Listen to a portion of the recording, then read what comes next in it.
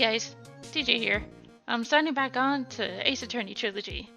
So, we just started Turnabout Beginnings, which I originally thought was going to explain why Godot has a grudge against Phoenix, but no, it's looking back on Mia's first case, her very first case. So, this might be interesting. I'm so nervous. I feel like I'm going to die. I never should have accepted this case.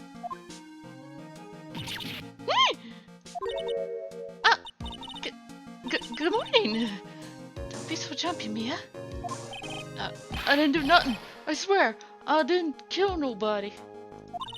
Terry Falls, my first client. Sentenced to death 5 years ago, and now a prison escapee. Just relax, Mia. Make small talk and try to relax him. So why did you escape anyway? I'm sorry. I didn't do nothing. I didn't kill nobody. I never lie. I didn't escape from nowhere. But, Mr. Falls, the police just recaptured you 2 days ago. Sorry. I told a little lie. Oh boy. But anyway, I didn't do it. I never killed nobody. Sorry for asking, but you're on death row, right?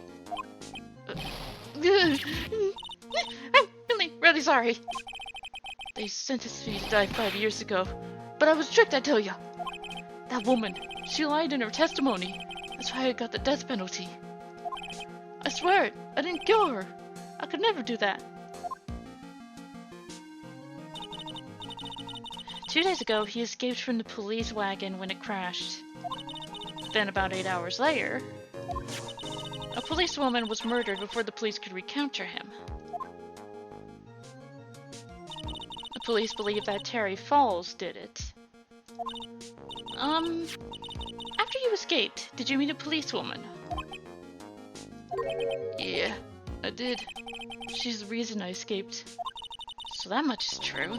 He did meet with the victim. But I didn't kill her. She was alive when I left. She was alive. It's true. I can trust him, right? I mean, I should.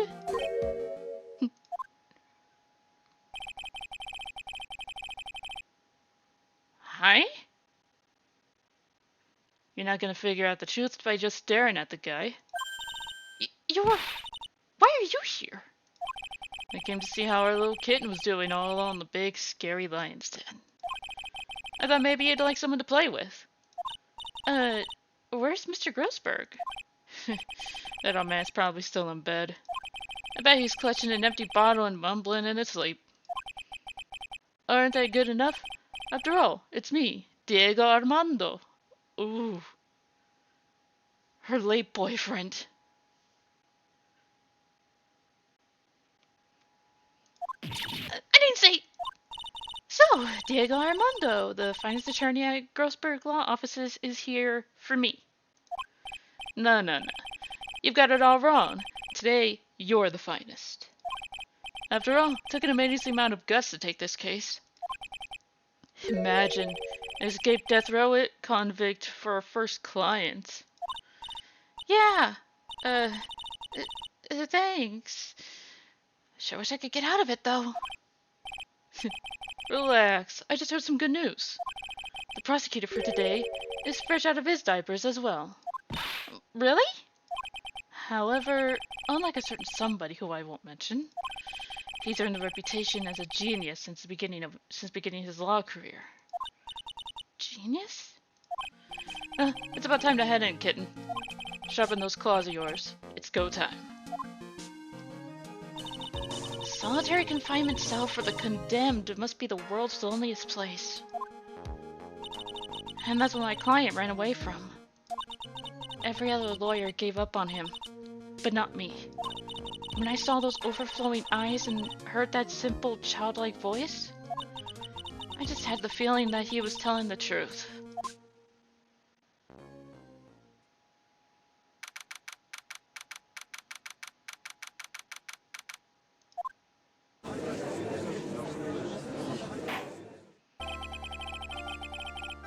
Oh, the judge is different. It's the one.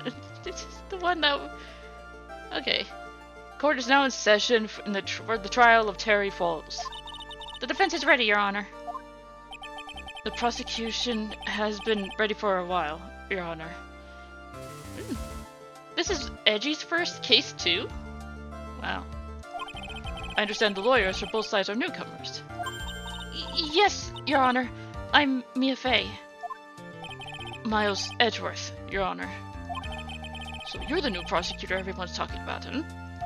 They say you joined the prosecutor's office at quite an early age. At 20, Your Honor. I guess our little kitten hasn't earned herself much of a reputation yet, huh? Come on, Mia. You can't lose. Not to someone younger than you. Young people running a trial. I'm not too sure how I feel about that. Now then, the defendant in this case is currently a felon on death row. 2 days ago, he escaped from a police wagon. Is that correct? Precisely. But the defendant's not on trial for escaping prison. On the day that the defendant escaped, a policewoman was murdered. So we're here to determine if Mr. Falls was responsible for her death? You got it, kitten. Well then, Mr. Edgeworth, let's hear your opening statement. Yes, Your Honor. It was 5 years ago. The defendant, Terry Falls, was sentenced to death in this very court. His crimes were kidnapping, extortion, and murder. The girl he threw off of the bridge was only 14 years old. A truly horrible crime. I remember it well. There was no decisive evidence, so the trial was long and protracted. Correct. But in the end, what finally decided the case was a certain witness's testimony. Wow, the way he's looking is giving me so much Phoenix vibes. You can tell this is his first case, because he looks, you know, not jaded. A witness's testimony.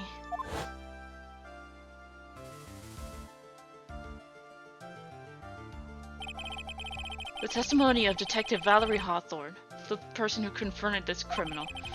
She arrested Mr. Falls at the scene of the crime, and later testified against him.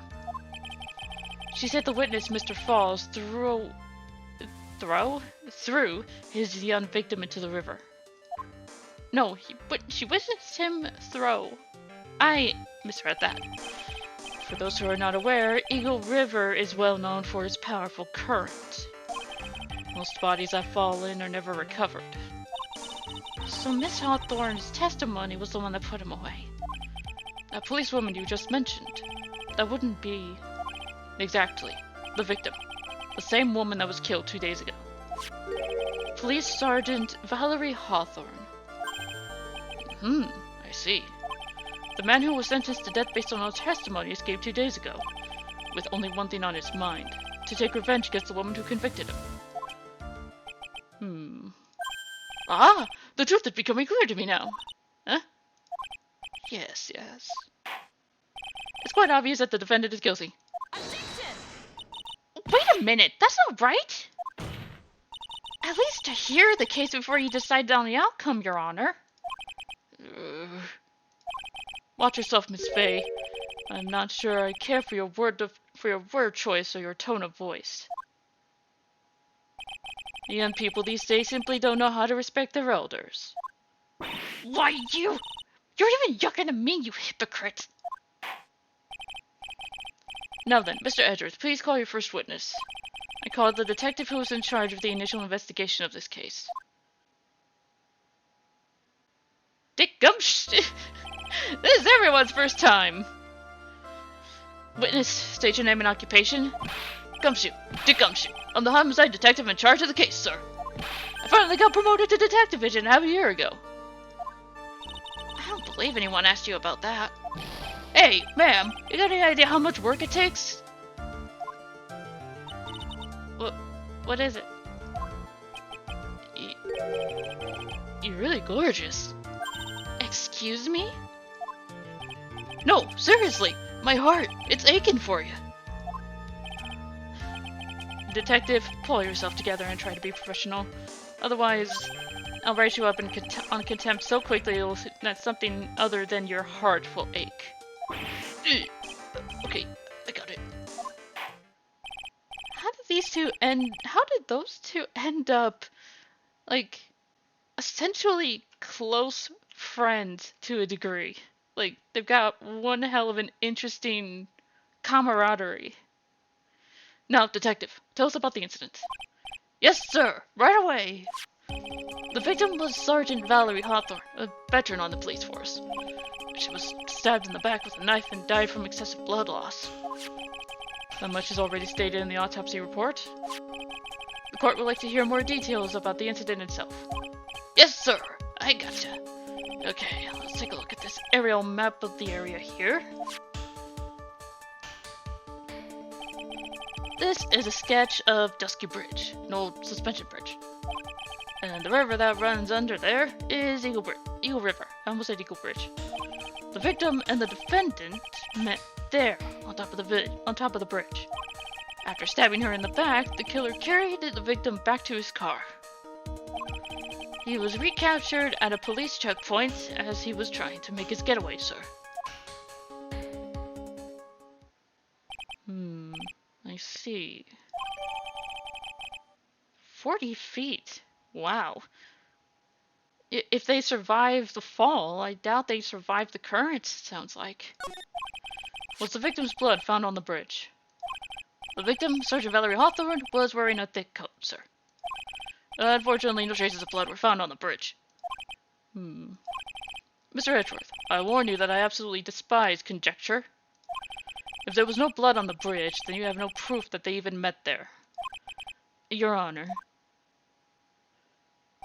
if you would listen to the testimony we've prepared, I'm sure you'll be convinced. The two of them most certainly did meet on the bridge that day. Why, Mr. Edgeworth, I'm not sure I like you. Wagging your finger at me as though I were some hoser. Detective, proceed with your testimony. Yes, sir. Here we go, Mia. Hang on. Okay, now, listen carefully, kitten. One little mistake and this guy will drink you for a morning tea. Trust me and get ready.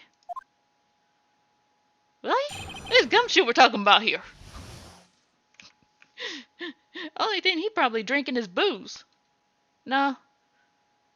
What's less expensive? Coffee or tea? Maybe he just drinks water because of the constant ramen diet he's on. On the day of the incident, an unknown person phoned the sergeant and asked to meet. Sergeant Hawthorne went to the Dusky Bridge at the designated time and met with Mr. Falls. And that's where she was brutally murdered, sir. The criminal stuffed her body into his car drunk and tried to make a getaway. Mr. Falls was arrested at a police checkpoint we set up at the base of the mountain. Well, you certainly have established the importance of the bridge.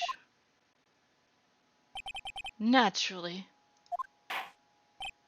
Now, would the defense please hurry up and proceed with the cross-examination? Yes, Your Honor. Cross-examination. Coming right up. Hey, settle down there, kitten. If you keep trembling like that, you're gonna make me spill my coffee. I'm not trembling. It's just cold in here. The courtroom can be a cold battlefield, alright? Especially for a beginner. I don't need you to worry about me.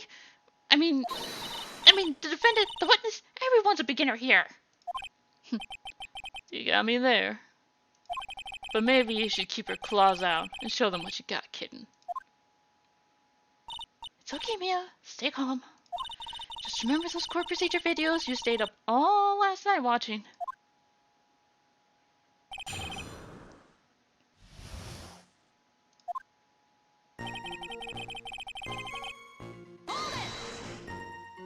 This unknown person, you have no idea who it might be, right? Sorry, but I'm afraid I do. What? The one who called Sergeant Hawthorne was the defendant, Terry Falls. What? Defendant? The defendant called her? Sergeant Hawthorne was a very thorough person, sir.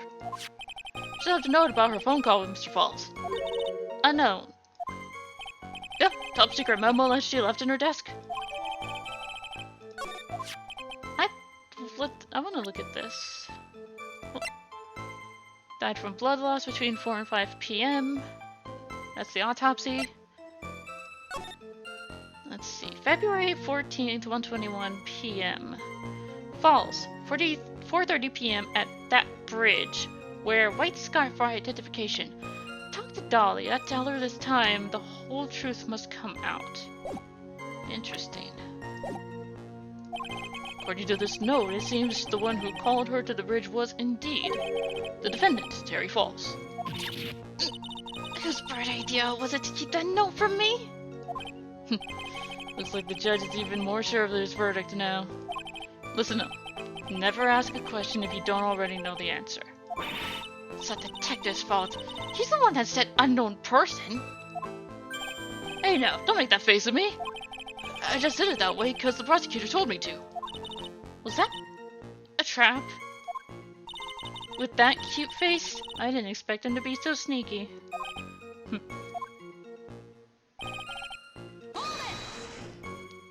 A bridge up in the mountains, but why meet there?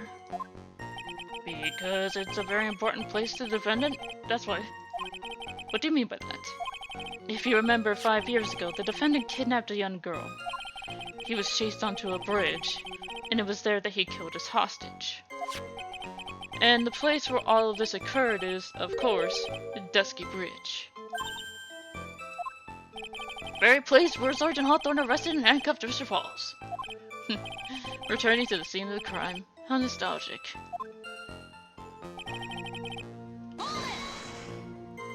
Was the body of the victim discovered right away? Yeah, we were really on the ball. We found the criminal within 1 hour of the murder.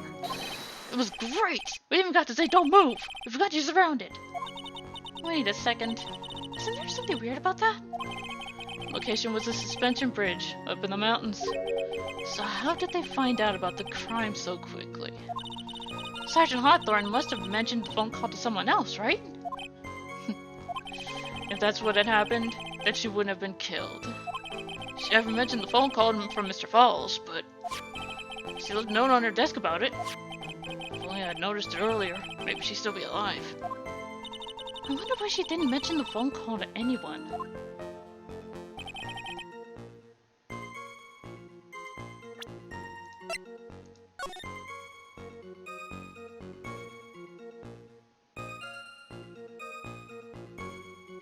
Says, talk to Dahlia.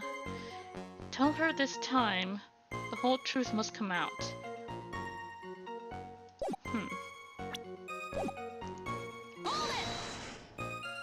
Mr. Falls had a car then. Oh, my bridge is way up in the mountains, ma'am. The defendant and the victim both went up there by car. I mean, how else, right? Well, you mean the defendant drove his own car? No, of course not. It was stolen. He stole it from a young couple that had been waiting at a red light. Car thieves. I'm not sure how we feel about car thieves. Is this guy sure about how he feels about anything? This is a photo of the stolen car's trunk, sir. Naturally, that's the body of Valerie Hawthorne in there. Whoa, that doesn't look too comfortable. Doubt it does. Victim. She was stabbed in the back, correct? Yeah. For some reason, men always seem to get stabbed in the back. But it was a woman this time. We're talking about a woman here. You can't tell from the photo, but the knife was stuck in her back nice and firm. The condition of the body when it was discovered is very important information. Detective, was there anything strange or noteworthy in the trunk of the car? Here's a photo of the trunk, but I don't see anything strange. Do you? Anyway. What did the defendant have to say about this photo? What he always says, ma'am. I didn't do nothing. That's all he says. Nothing? I wouldn't say he did nothing. At the very least, we know he stole a car. It's just what he always says, Your Honor. Then he always says... sorry, I told a little lie. Or something like that. Well, in any case, it seems he was caught and arrested. Precisely.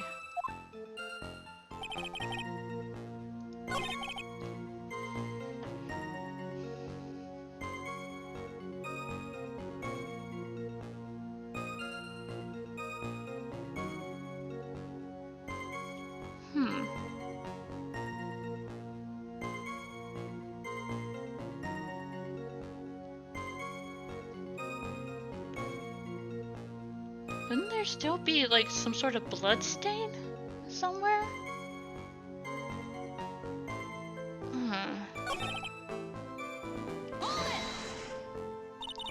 That certainly is some impressive police work.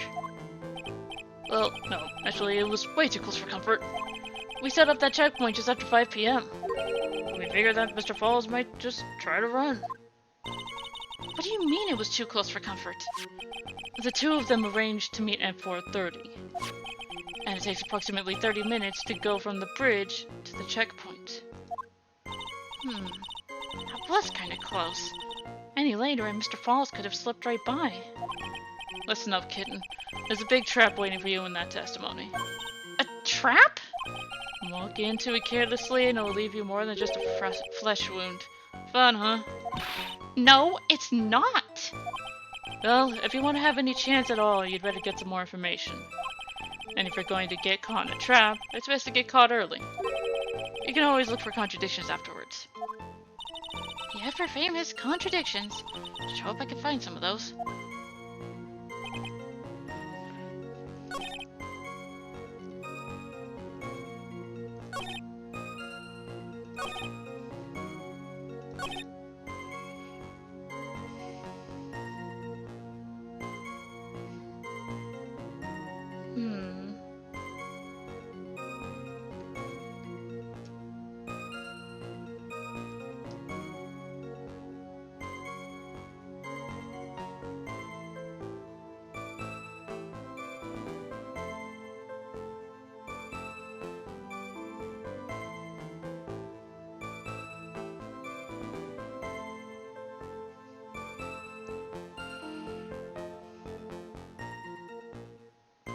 Wait. Where white scarf I didn't... Where's the scarf? Objection! Witness!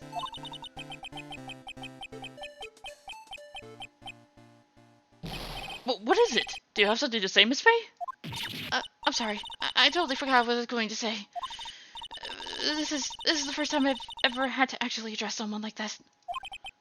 You should have practiced before coming to court.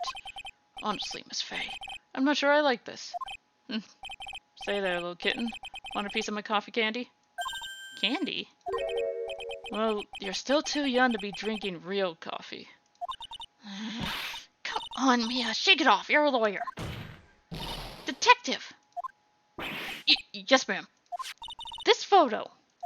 You said that there was nothing peculiar about it. Is that correct? Yeah, that's what I said. Well then, I suggest you take another look at the note written by the victim. The note? It very clearly says, wear white scarf for identification. The caller must have forgotten what the victim looked like. Thus, this special request. I have one very simple question for you, Detective. Where's the white scarf? I can't seem to find it in this photo.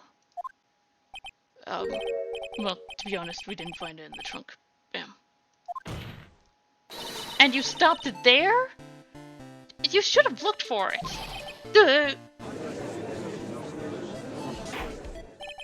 caller told her to wear it to identify herself, so I'd expect she did just that. Well, Mr. Edgeworth, what do you have to say about this?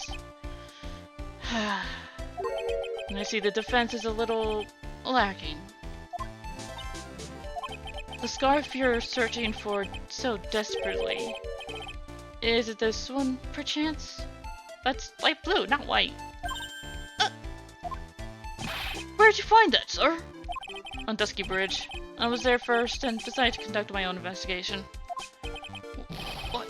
Why didn't you tell me? I made a decision to keep all pieces of evidence in my personal satchel. It's the safest place I know. The hotshot sure has flair for the dramatic. It's not exactly white, as the caller requested, but as you can see, it's close enough for what it was intended for. It looks like it spent some time in the mud. Not surprising. It was drizzling on the mountain that day. Prosecutor Edgeworth. He was intentionally hiding that scarf the whole time. The court will accept the scarf into evidence. Now, if the attorney for the defense has finished embarrassing herself, I'd like to move on with the testimony. That is all right with you, isn't it, Miss Fay? Boy, would I like to wrap this scarf around this smarmy little neck. Very good. Now, if we're done with this mud-covered scarf business, the prosecution moves to establish conclusively and with hard evidence that Miss Hawthorne and Mr. Falls did indeed meet on the bridge that day. Further, we will show exactly what occurred there. It sounds quite promising. Can't wait to hear all about it. Everything is moving at his whim. Don't forget, kitten, there's a reason why everyone considers this kid a genius. Genius, huh? God. He even dressed like Von Karma back then. I'm glad he changed his outfit. Actually, there's an eyewitness who was there when the incident took place. This photo was accidentally taken by the witness. It shows Vic wearing the scarf, sir. It was drizzling that day, unfortunately. It's a little hard to see what's going on. Anyway, the criminal shoved the victim down from behind and stabbed her in the from behind. They were this is probably one of the easiest ones I've ever gotten. That must have been when the scarf fell off.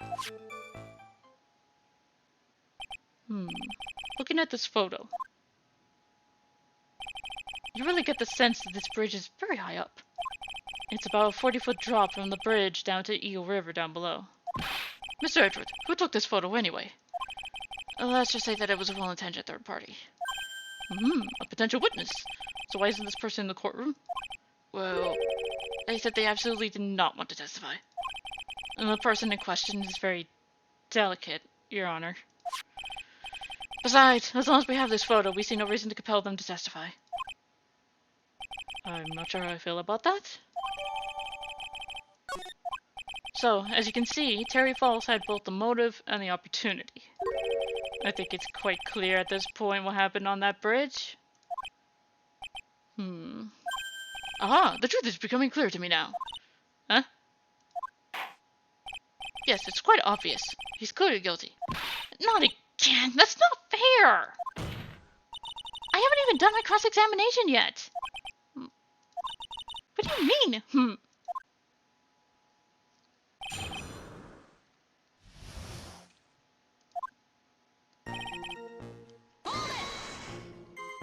Who is this eyewitness? She's a college student. A female college student. That's right. Meaning she's female and a college student, ma'am. She doesn't do well in front of other people, so I came to testify for her. Maybe so, but as the attorney for the defense, I have the right to cross-examine her. For the time being, we're not relying on the witness's statements. That's all. What is that supposed to mean?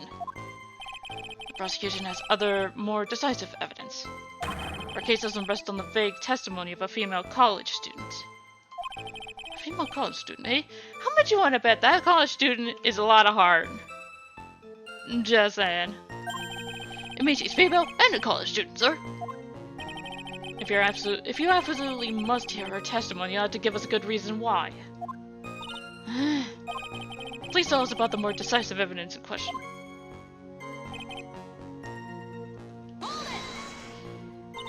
The victim is wearing a scarf in that photo, alright? So about the witness who took this photo, what was this person doing all the way up, all the way in the mountains? She was taking photos of wild flowers, apparently. There are many unusual types of flora on that mountain, Miss Fay. People in the area say it's because of the spirits that live there. Spirits? Now that you mention it, this photo. This cloudy, fog-like thing. Is it a ghost? I don't believe it. No, Your Honor. No, I don't think it's a ghost.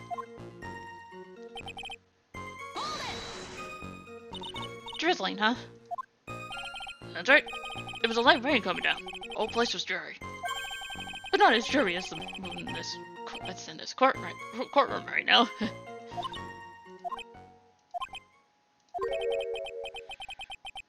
Looks like a cold front just moved in. In any case. The point is that the area was quite damp. There was even some fog.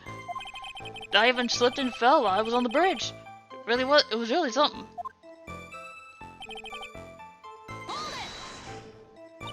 Is that part of the witness's testimony as well? Of course it is. You pushed the victim hard in the back, and she fell down right on her stomach. I remember that happened to myself once.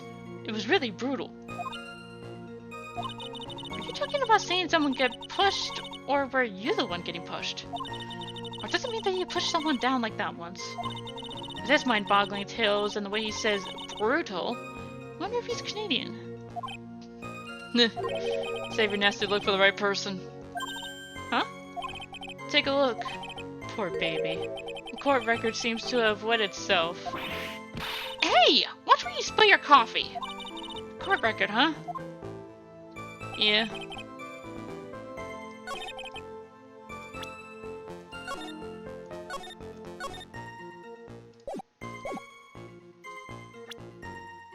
This photo kind of contradicts that. What?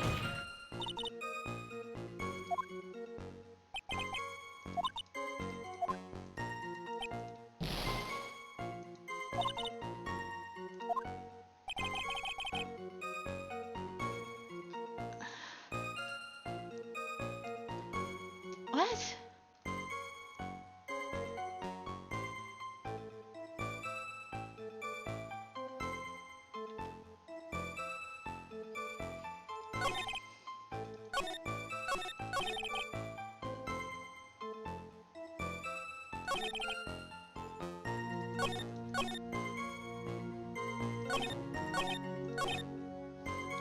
Hey.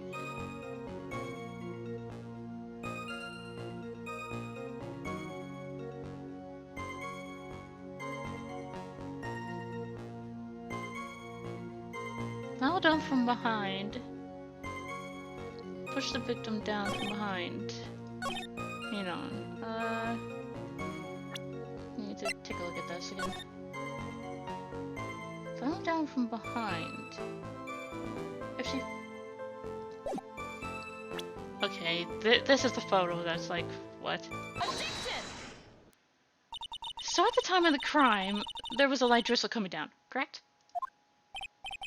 Yeah, and fog too. Just a generally soggy atmosphere. Well, I have evidence that doesn't go with the soggy atmosphere. But this is a photo of the victim's body that was found in the car trunk. Considering the conditions of the scene of the crime, something isn't right.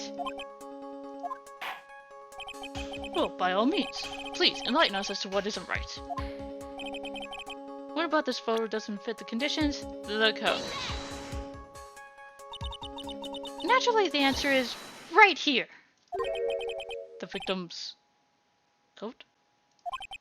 As far as I can see, there was something strange about it. That's exactly what's strange. Recall the testimony. What were the conditions on the bridge that day? It was drizzling and foggy. Dusky Bridge was all wet. If the victim really had fallen down on her stomach on top of the bridge, then the front of her coat should have been covered in mud. That's exactly right. The other day I fell on a muddy street and my gorgeous playoff beard was befouled. I do admit that the crime scene was quite wet that day. However, that doesn't mean that the top of the bridge itself was muddy. If your honor had fallen in a shower instead of on a muddy street, your glorious hockey beard, pride of the legal league, would be wet, but not muddy. Fortunately, I've yet to test that. Still, your point is well taken. Can you prove that the surface of the bridge was muddy that day? The surface of the bridge, huh? A real man wouldn't stand for a taunt like this. Neither would a real woman. course I can. Here's the evidence that proves the surface of the scarf. The scarf, the scarf, the scarf, the scarf, the scarf, the scarf, the scarf has mud on it. There's your fucking proof. The evidence is this scarf. Oh, it should be obvious. If the scarf fell onto the bridge and got this muddy, it means that the bridge was obviously covered in mud. No, I can't be outwitted by this novice bimbo.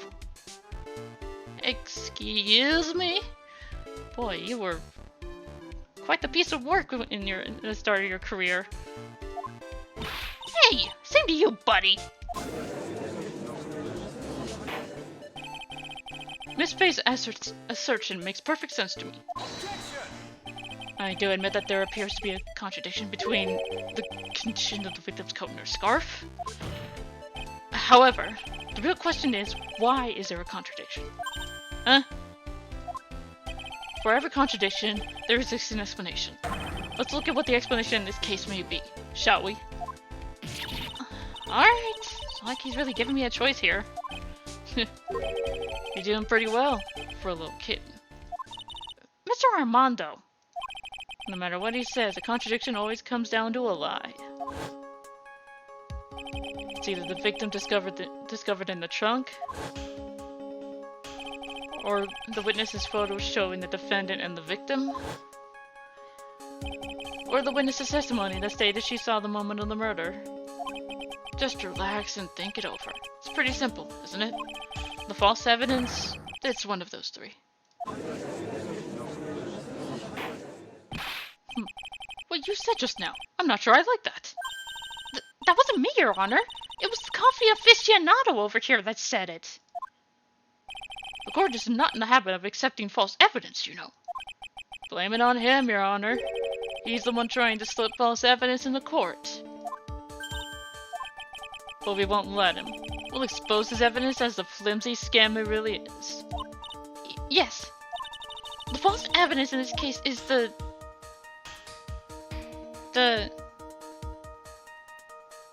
witness's testimony. Because the body is in the trunk. The photo took the picture. It's her testimony that sounds off. It's a no-brainer! Obviously it's the witness that's suspicious. During his earlier testimony, the detective pointed out a crucial fact. The criminal shoved the victim down from behind and stabbed her in the back. Now, is that testimony exactly what the witness claims to have seen? Yeah, that's what the witness told us. That testimony is filled with holes. After all, the victim's coat isn't dirty at all. That's true. It's not just true, it's the truth. If there was a truly decisive witness in this case, I'm certain that boy Wonder over there would have called them in the first place. Your Honor, the defense requests to cross-examine the eyewitness. The testimony presented so far is only vague, but contradictory as well. Well, Mr. Edgeworth, it appears that we'll need to hear from your mystery witness after all. You should brace yourself for the brutal truth. Your Honor, the prosecution has no intention of hiding the witness from the court. We're prepared to present our witness at any time. Didn't you just... Motherfucker. Very well. Please, bring forth your witness at this time. Mr. Edgeworth said, kinda worries me. What does he mean by the brutal truth?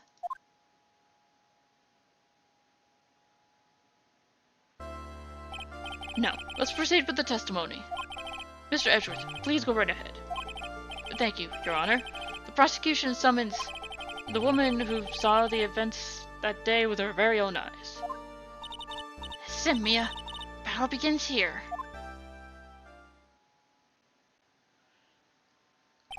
Witness, what's your name and occupation?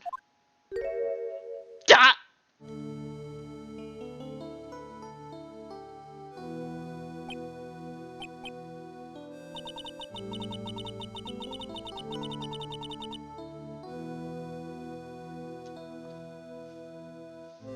this... I... Oh no! Oh no! Fucking Dahlia! Oh!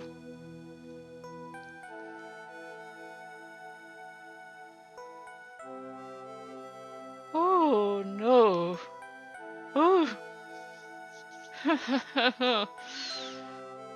Great. Well, I'm gonna enjoy ripping this bitch new hole. Everyone's so silent that I can hear their hearts going pitter-patter. Oh. When I look at you... How can I put it? You look as scrumptious as a double and a dozen donut holes. I feel like I want to hurry up and hand down a birdie just to have a bite. Hey, not so fast. As I said before, this witness is very sensitive and delicate. I would ask the court to please exercise care when addressing her. Yes, indeed. Thank you, Mr. Edgeworth. You're a true gentleman. Miss Faye, you could learn a lot from this man. If he's such a gentleman, he sure doesn't act like one to me. Sir? Yes, my dear? This is my first time, so I'm sure I'll make a lot of mistakes. Anyway, I just wanted to say I'm sorry for all the trouble I might cause. Not at all. It's no trouble at all. Now then, may we please have your name and occupation? My name is, Melissa Foster. I'm a college student. A freshman in the literature department. You were on the scene when the unfortunate event occurred, correct? And you were the one who took this photo. Is that accurate? How can you be so mean? Now see here, what are you doing shoving that in her face like that? Huh? But it's just a photograph. It's not like it's something dangerous. Next time I'll be forced to penalize you. Uh-oh. I don't like the turn this has taken. Is she staring at me? And you would be? Huh? I'm the defense attorney. My name is Mia Fey. I see. So you are... Now then, young lady, could you please give us your testimony? Yes, Your Honor. I'll do my best.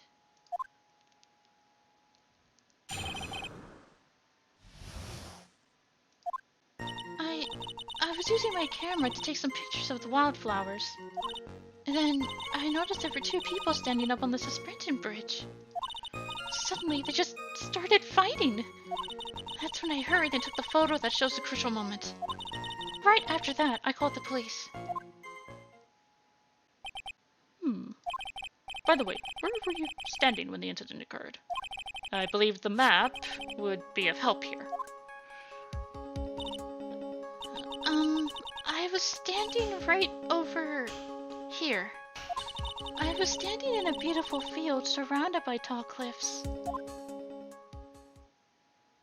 So you took the photo from that location, huh? I brought the camera I was using at the time, just like Mr. Edgeworth asked me to. Oh, what a cute camera, just like its owner.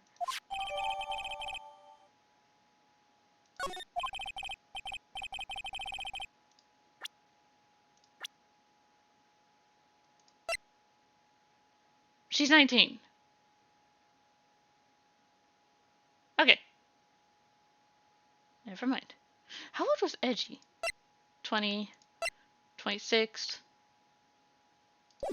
Yeah.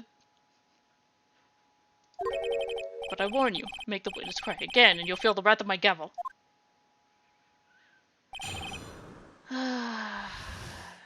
Pressing every statement is going to be hard here. I can picture it.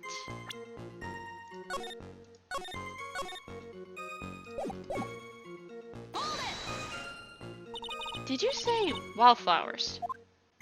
Yes, the mountain is famous for its beautiful spring wildflowers. It's only February. Well, I couldn't wait for spring to come. Oh, I know just how you feel. It's just like when I first started growing this glorious beard of mine. I just couldn't wait, so I wore a dyed blonde Santa beard until mine grew in properly. Would you mind if we got back to the facts of the case, Your Honor? Then I noticed there were two. Was there anything strange about the two of them? I'm a bad girl. I know I am. It looked like they were having a really serious conversation up there. So I decided to watch them, like some kind of peeping Tom. No, not at all. Everyone is like that. I love watching other people fight too. In fact, I can't get enough of it. Actually, that's why I took the shop in the first place. Too much info, Your Honor. In any case, it's perfectly natural for you to have kept watching them.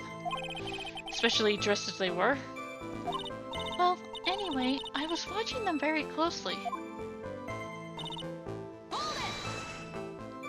Do you have any idea what they were fighting about? Huh? No, I have no idea. Why do you ask that? Oh, I just thought I maybe overheard what they said.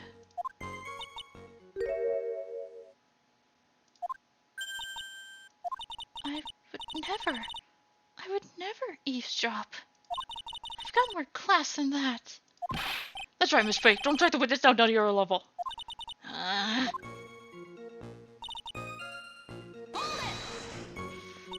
Why did you take a photo? Well, the two of them were really going at it. Ever since I was a little girl, I've always wanted to be a news reporter. I guess that part of me just kind of took over. Sounds like a lie to me. Yes, I understand completely. Even now, I can't completely abandon my boyhood dreams. I still use my grandson to test my comedy routines on. So he wanted to be a comedian, huh? Not that it has any bearing on this. All I could do was use my camera. So I took the photo of the crucial moment and gave it to the police. You called the police? Yes, because it looked to me like the murderer was going to try and escape. We were already moving before the call even came in. Thanks to the victim's note, we had already started our operation. Oh, certainly tough luck for the criminal, If Terry Falls isn't the criminal, then there must be something strange in that girl's testimony. Be careful, kitten. That girl has the judge wrapped around her little finger. You're going to have a tough time poking holes in that testimony of hers. You're going to have to come up with something really good, Mia.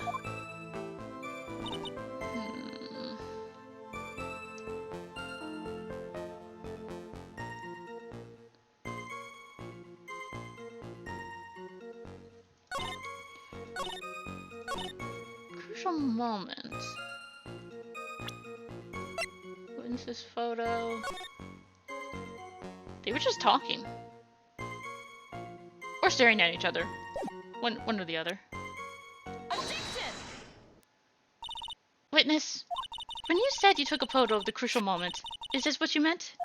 All I can see in this photo are two people facing each other. You testified that you saw the two of them starting to fight.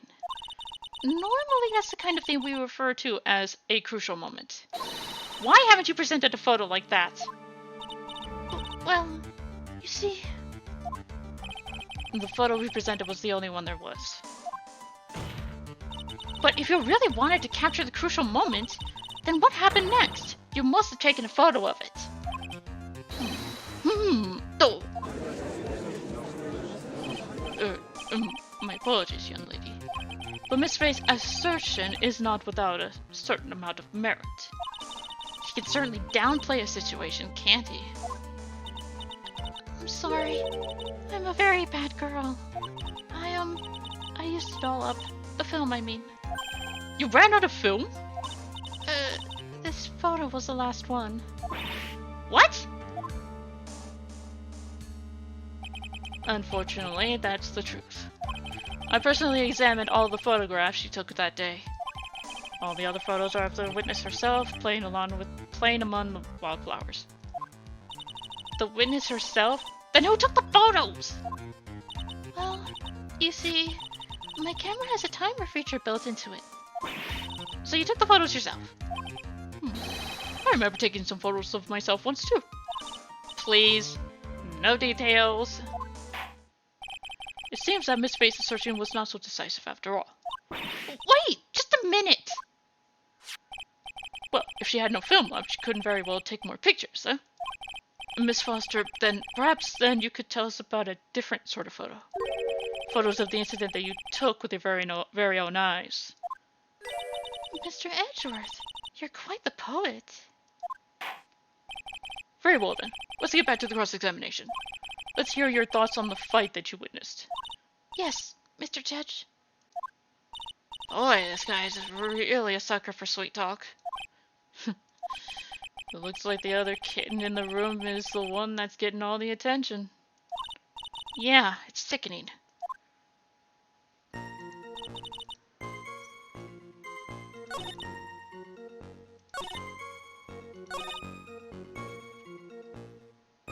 Where...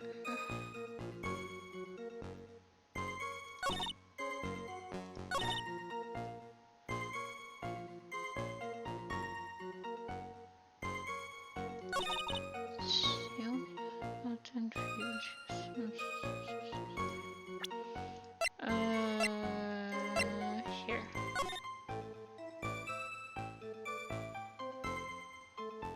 Where were they standing?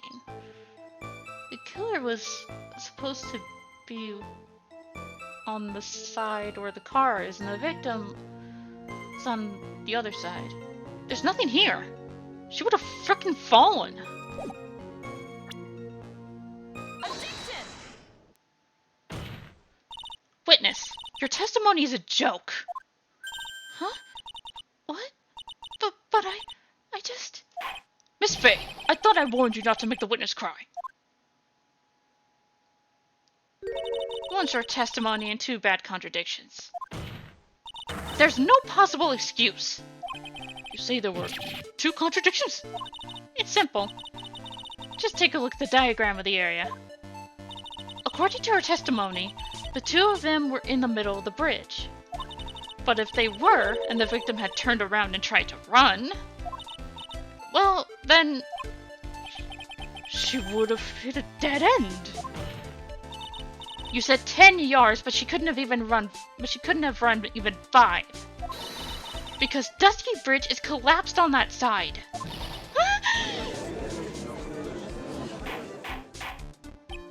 What does all this mean? It's very simple, Your Honor. This charming little witness told a charming little lie. That's all there is to it. This beautiful young lady has been lying to the court. Just a moment, Your Honor. Mr. Edgeworth! Your Honor, allow me to personally apologize for the confusion. What do you mean? There's one major mistake in this diagram. What did you say? What are you referring to? It's all because of this diagram was made after the incident occurred. It's a very old bridge. We couldn't find any of the official blueprints of it. So you're saying... I'm saying that even though this bridge is currently in disrepair, there's no evidence that could prove the bridge was broken during a... You motherfucker. That's ridiculous!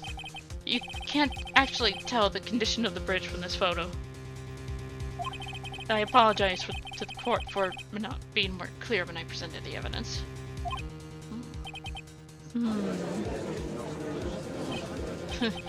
That guy's good. Huh? What do you mean? Planned it from the beginning. He's a genius, alright. The diagram of the bridge was his insurance policy. What? That coward! Well, Miss Faye, it seems you've once again made a reckless accusation. I'm so sorry. I should have been more careful myself. No, it wasn't your fault at all. Now then, shall we go on with the trial? I'd like to establish, once and for all, what it was that the witness actually saw. Indeed. Alright, young lady. May I ask you to please proceed with your testimony? But it's so hard to go on. We're all on your side, Miss Foster. There's no need to worry. Just tell us what you saw. Yes, sir.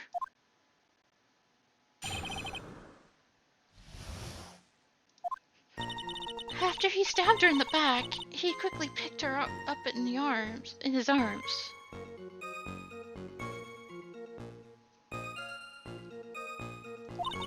Then he carried her over to the car. He'd have blood on him, did he? Is he wearing the same, he's wearing the same... He's wearing the same outfit he wore during that incident? Wouldn't he have blood on him at some point? We don't really have a picture of the defendant's clothes, so we can't really say at that point. I suppose that was the only way he could make sure the body stayed hidden. He couldn't just leave the body on top of the bridge. Technically he could, if the bridge was as dilapidated as it was. Leaving the body on the bridge, the thing could have broken and right into the river. Who knows where the body would have been. Oh, I'm sorry. I'm only supposed to talk about what I saw. Witnessing such violence must have been difficult. Yes, sir. I'm still shaken up. If he accepts his testimony as it is, we're finished. Don't say that! Oh well. Maybe I'll stop off at my favorite cafe on the way home. They make a really great mocha latte. This trial isn't over yet! That's what I like to hear. Alright, Miss Faye, your cross-examination, if you please. Contradiction staring you right in the face, Mia. Go on the attack.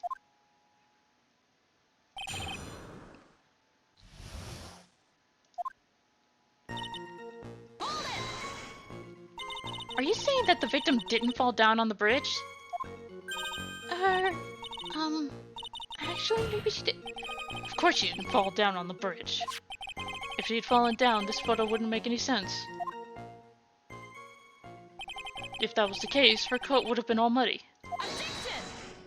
If you don't mind, I was asking the witness!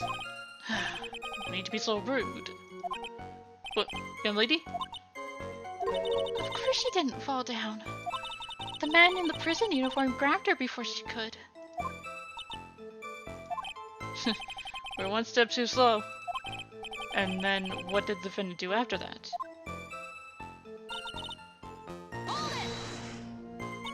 You personally witnessed that?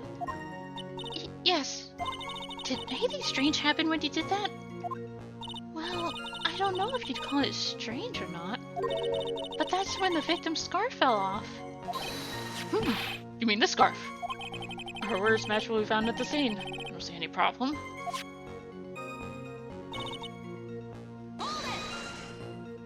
You mean the defendant carried the body all by himself? Yes? Mia, you've met the guy. That doesn't exactly sound strange. Considering the size of the defendant, I don't think it would be difficult. Yeah, exactly. Like, you know,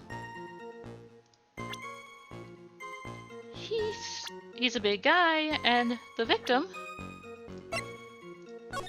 you know, he'd be able to carry her with zero problems. Yes, but let's remember they were on a narrow bridge that was ready to collapse. Is it even possible for him to have carried a dead body on a bridge like that? Objection! Well, the fact of the matter is that he did! That kind of talk is just silly. Wow, why'd he get so emotional all of a sudden? Miss Faye, if you think there's some other possibility, please share it with the rest of us.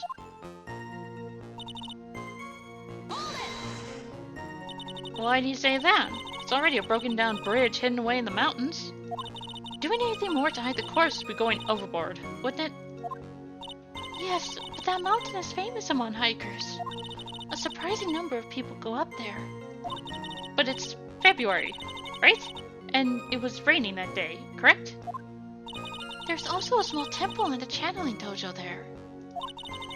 You know those monks, they just love cold, isolated places.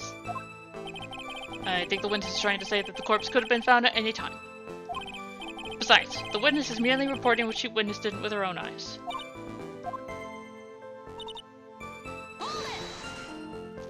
And you're absolutely certain that it was my client who was carrying the body? Well, he was wearing a prisoner's uniform, but as for his face... You're saying you didn't get a clear look at his face? Well, they were far away and it was raining as well. I thought I was only supposed to say exactly what I saw. Excellent. You're a remarkably honest young woman. Something about this testimony is bothering me. She bothers me, so, I know how you feel, Mia.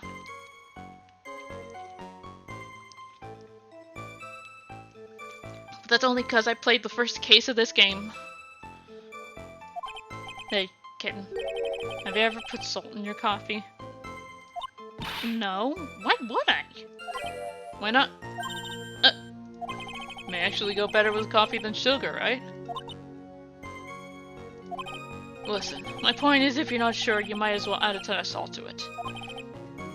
It might bring out the rust in something, like a piece of evidence. He's right, Mia. Go present something. You've got nothing to lose. By the way, I wouldn't put salt in my coffee. The two don't go well after all. I'm glad you cleared that up. Okay. What exactly would...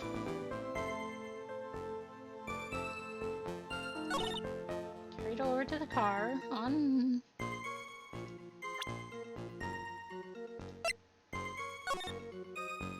If you were here, how the fuck would you be able to know that?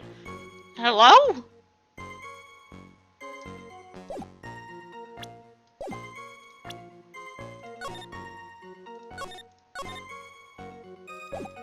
Could be the wrong statement. I'd be put it in. I'd be...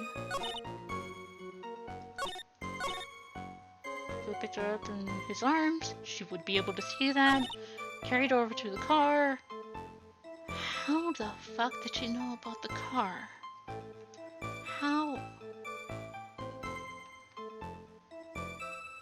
How?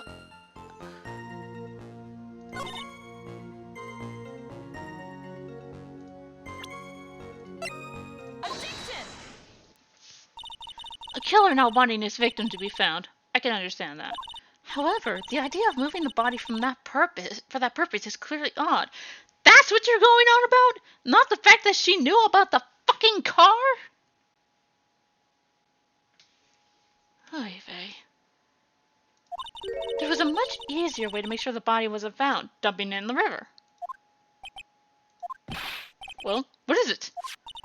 Take another look at the map of the area, and you'll see how. There's a river right below the bridge. Earlier, Mr. Edgeworth pointed out something interesting about the river. For those who are not aware, Eagle River is well known for its powerful current.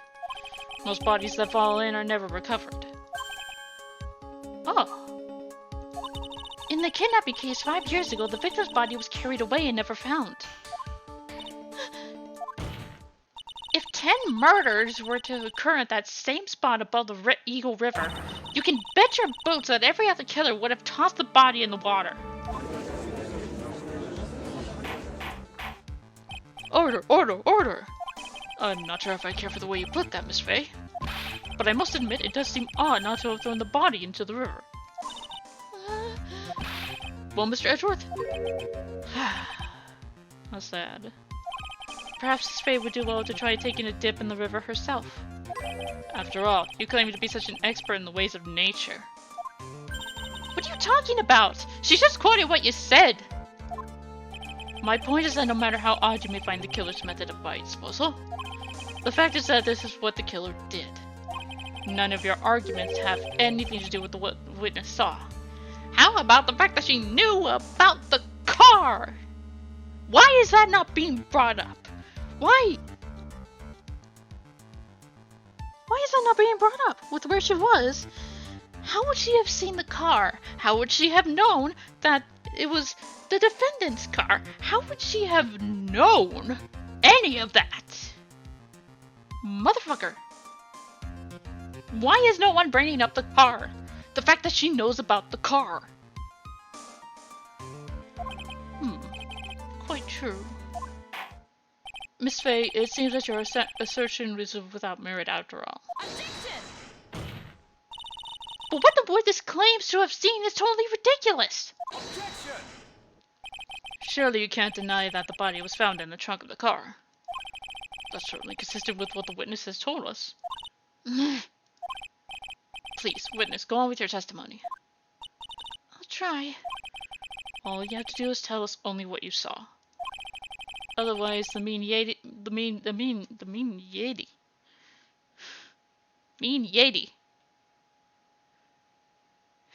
Sorry, Mia. Otherwise, the mean lady might yell at you again. Who's he talking about? Alright, I'll do my best. Quickly picked her up in his arms, carried over to the car. Killer broke into the trunk of the stolen car. How? How does she know about this? How the fuck does she know about this? How the fuck? How does she know about this?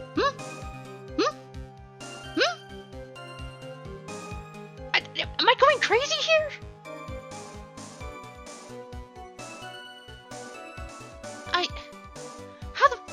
Oh, okay.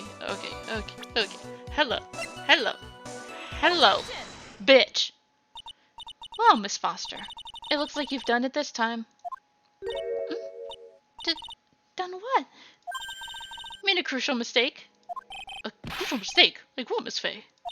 The killer broke into the trunk of the stolen car and hid the body in there. You're saying you saw that, right?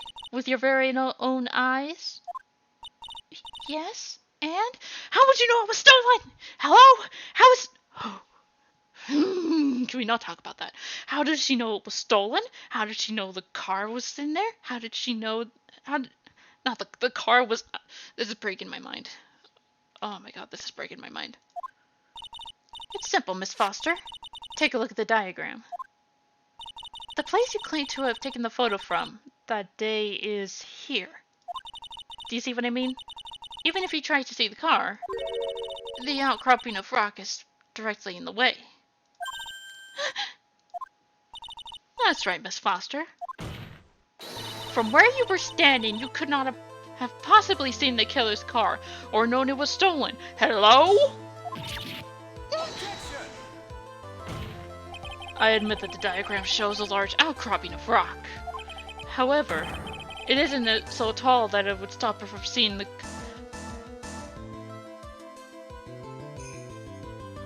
I'm gonna go back to present Edgy. This Edgy is starting to get on my nerves and I want to punch him.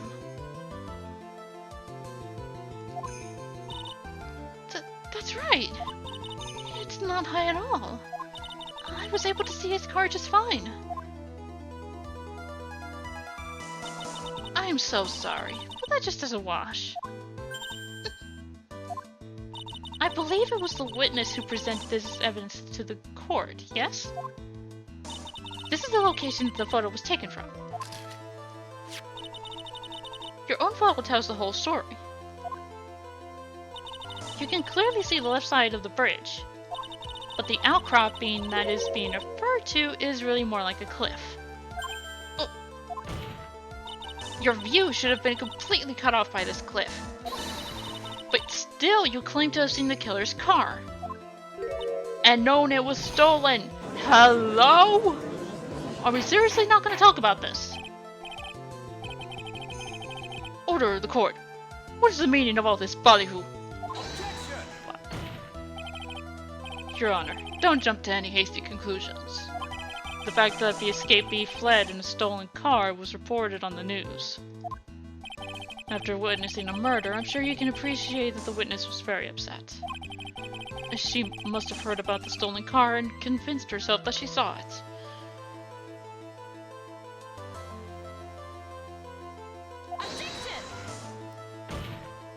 But she was repeatedly warned before starting her testimony. She was told to testify only about what she saw with her own eyes. Mr. Judge? What is it? I think I must have remembered things wrong. Hey, wait a minute! You can't just say that! Objection! Miss Faye, no one on the face of this planet is perfect. Yes, indeed. Quite true. You know what they say. To err is human, to forgive divine. I'm going to give the benefit of the doubt to our witness here. What? That's not fair! Save the tears for later, kitten. Mr. Armando! Don't look back until the trial's over. Now's the time to go forward. But that wasn't fair! Okay, kitten, you need to relax. Then, you need to remember the other kitten's testimony. The killer broke into the trunk of the stolen car and hid the body in there. So tell me, how'd she know that? Thank you! Armando! Thank you! Fucking hell! How did she know that he broke into the trunk? Aha! Well, Miss Foster, so you can explain how you knew that, you're going to have a lot of very suspicious people on this side of the courtroom. Well, witness? Oh, I'm certain that he broke into the trunk. Because there were marks left on the trunk lid. I'm certain there were scratch marks from when he broke into it. What? Let me see that photo. It's true. They certainly look like scratch marks around the keyhole. It's obvious that this trunk has been broken open. Well, Miss Faye, are you satisfied? The judge is on her side.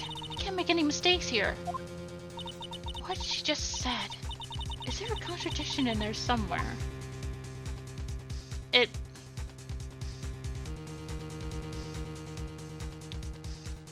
doesn't work.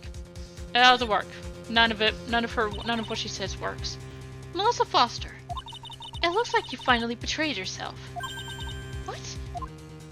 You said you were in a field taking photos of wild flowers. But even so, you knew about the scratches. The question is when? When did you get a chance to see those scratches? Finally. I finally got her. I'm getting pretty tired of waiting over here. And then perhaps it would be faster if Miss Faye explained herself. Your Honor, there's only one possible explanation. The reason the witness had seen the scratches was she put the corpse in herself. Would not surprise me. There's only one way that the witness had a chance to see those scratches. Yes, what is it? Naturally, when she opened the trunk and stuffed the corpse in herself.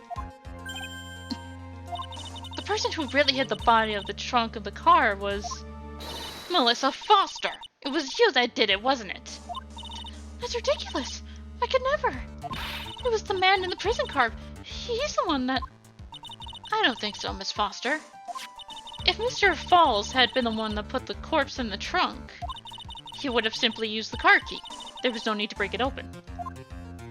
But he stole the car.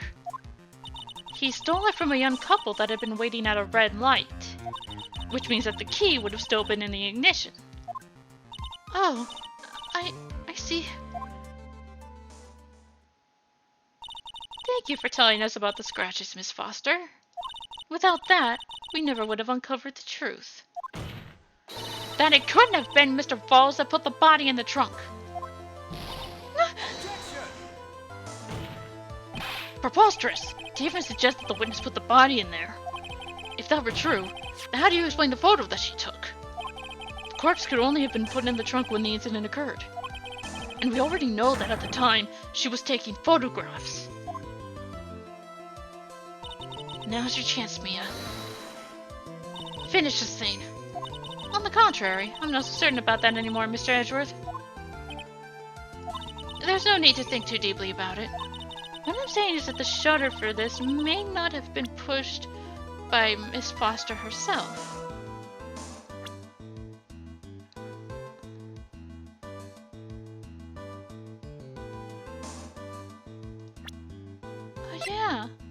timer function.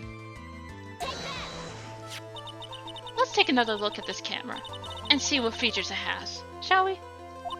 It has a timer built into it, even a mini tripod. Why, it's almost as if she had brought this camera just to take this picture. What are you trying to say then, Miss Faye? That when the crime occurred, Miss Foster wasn't in the field as she claimed? Well, if she really did use the camera's auto timer, then the answer is yes, she was somewhere else. Exactly, she was not in the field. Would the defense please explain further? Listen, it's a crucial point. Where was Miss Foster when the incident occurred? In answering that question, we'll also make clear Miss Foster's true identity. Well then, please, answer this question. Where was Melissa Foster when the incident on the bridge occurred? Where?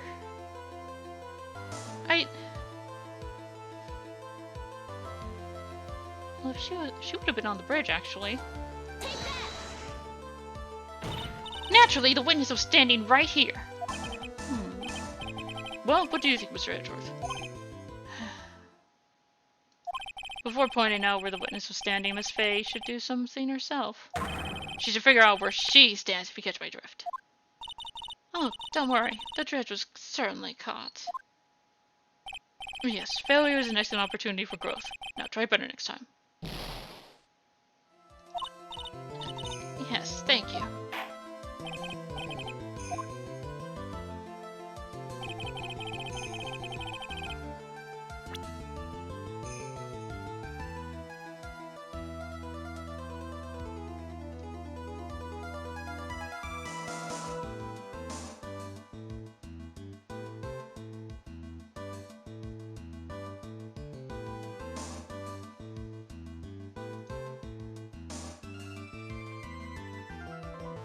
She was on the bridge.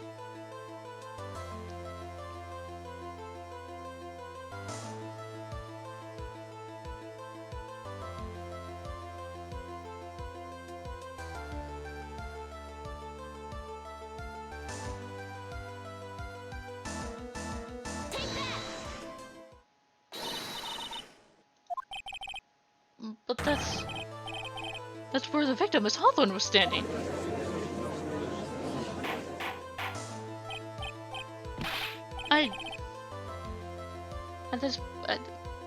She was on the bridge. I was just like, oh my god. Order! Miss Faye, what on earth? Your Honor, if I may. After parting with the victim on the bridge, the defendant fled by car. But this would mean that there was no time for the victim to put the victim in the trunk. In other words, if someone put the body in the trunk, it could only have been before the defendant met the victim. How asinine! Of course Mr. Falls met with the victim. The only person with the opportunity to have put the victim in the trunk is the same man that killed her, Terry Falls. You still don't understand, do you, Mr. Edgeworth? By the time the witness's photo was taken, the victim was already dead.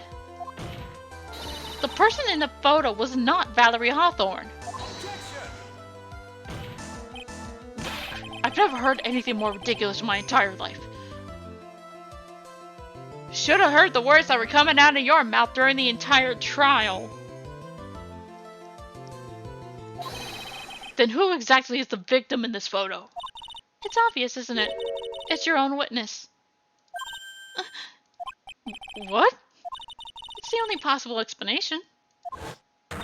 That the woman that Mr. Falls met on the bridge that day was not Valerie Hawthorne. It was you, Melissa Foster.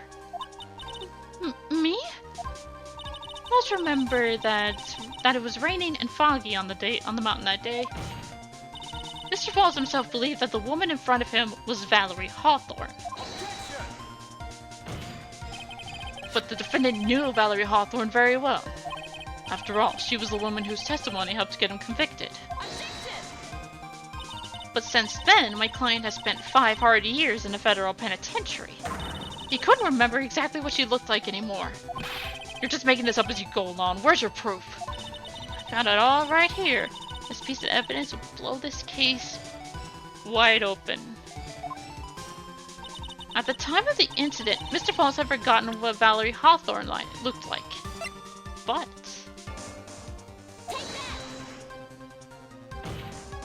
Mr. Falls had forgotten the victim's face. That's why he needed some piece of identification. Namely, this muddy scarf. It was Mr. Falls who requested that she wear this scarf to identify herself. As already been proven by the note the victim left. In other words, as long as you were wearing that scarf like he asked, anyone could have pretended to be Valerie Hawthorne. Well, what do you have to say to that, Melissa Foster?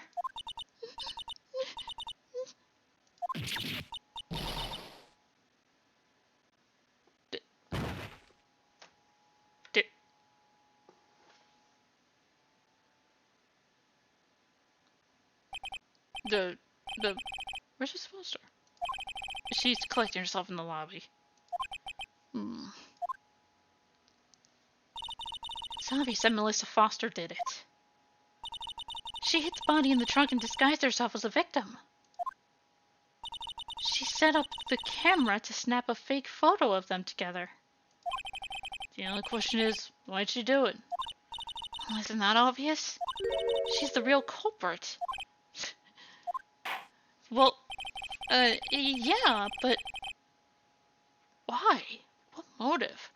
Well, we'll have to wait for Miss Foster to compose herself before we start again. Until then, this court is in recess. The defense and the prosecution are both to wait in their respective lobbies. Yes, Your Honor. Understood. Very well. This court is in recess.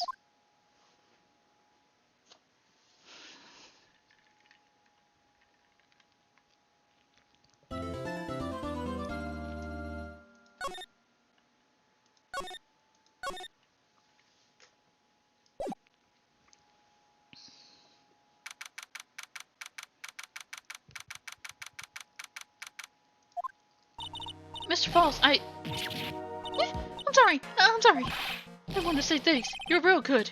You really hooked me up. Thanks. We're almost there. Must I prove that she committed the crime? Yeah, but there's one more big obstacle we've got to get past. Obstacle? Yeah, motive. Why would Melissa Foster kill the policewoman anyway?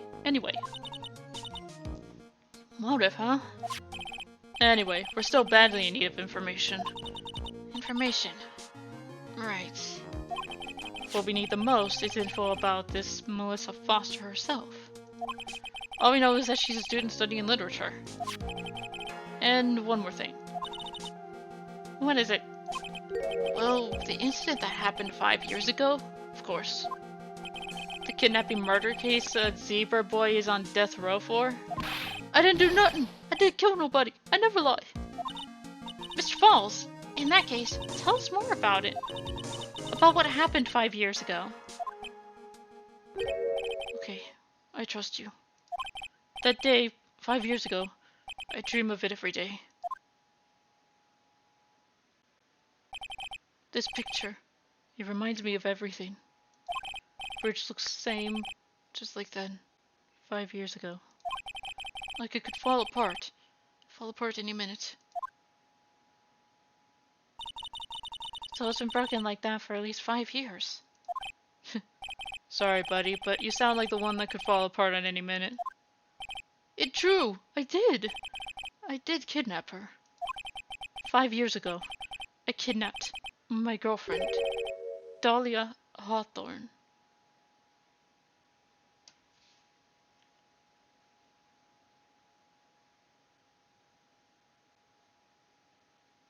Oh, this bitch is a fucking Black Widow.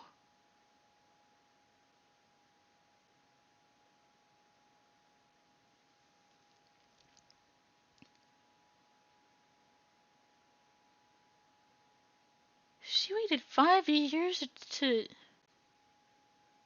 try and get back at this bitch? To try and get back. Wait. Kidnapped my girlfriend, Dahlia Hawthorne. Who's the 14-year-old girl, then? Your girlfriend? Huh? Hey, hold on there. Did you say Hawthorne? The victim's last name. Dahlia Hawthorne. Valerie's little sister. What? Are you serious? Wait, 5 years ago. No. 25, so he would have been 20. 19. Yeah. Would have been 14. Let's move away from that possibility for just a second. Well, are you serious? The girl, let her go.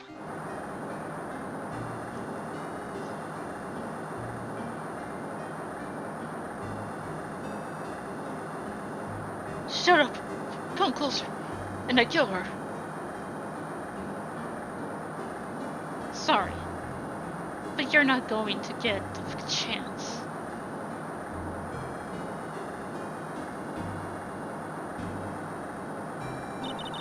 The detective back then was Valerie Hawthorne.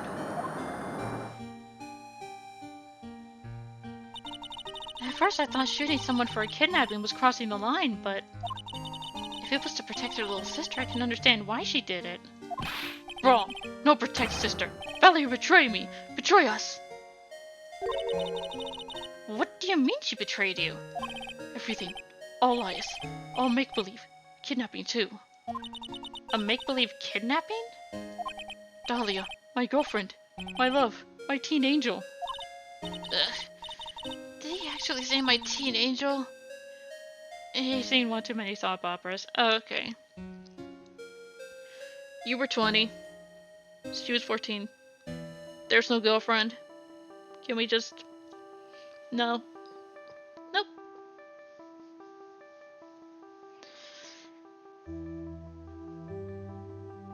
But that's not what he's on trial for. He's on trial for... Well, he was on trial for kidnapping and murder, which appears to have been falsified by our victim here. And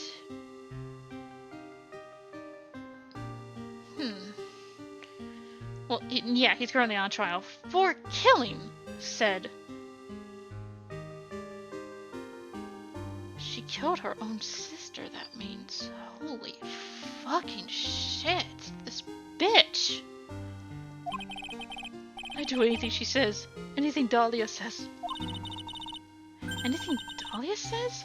Hold on a minute. What you're saying is that the kidnapping 5 years ago was planned by... Yeah, me and Dahlia. And Valerie too.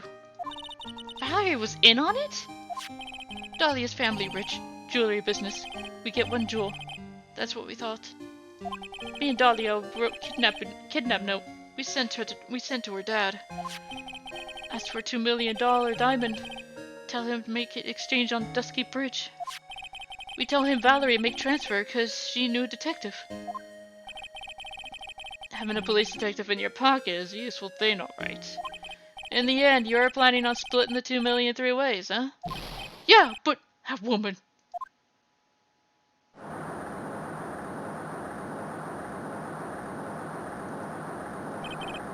That woman, Valerie, she do it for real. She shoot at me for real. Me and Dahlia.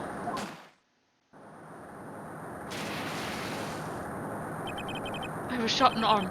Dahlia, she jumped in river.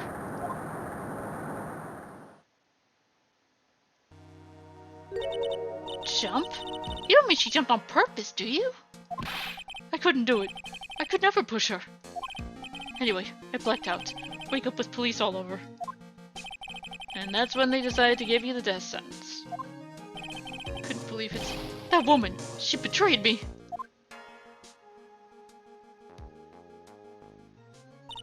That man, Terry Falls, he killed her. He threw her off the bridge. He threw my beloved sister into the roaring river 40 feet below.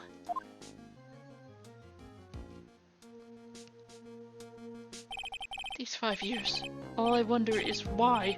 Why? Why did she lie? That's all I want to know. So that's why you called her. You wanted to hear the truth from Valerie herself. Yes, but I forget what she looked like, so I tell her to wear a scarf. I don't want to hurt her. Just ask why. Why? Why did you lie? Why did you betray me? I just want to hear her answer come from her mouth. That's all. So that's why. That's why you made a crazy escape like that. Just one thing, zebra boy. My senses are tingling all over. Tell me, Mr. Falls, where is it? Huh? Where's what? Come on now, kitten. The ransom. The $2 million diamond. Remember that now? Did you give it back to Pops? Did the police take it? I don't know. Huh? You don't know? Not really. I don't know. It's gone. With Dahlia. With Dahlia? That day, on the bridge, Dahlia put it in backpack.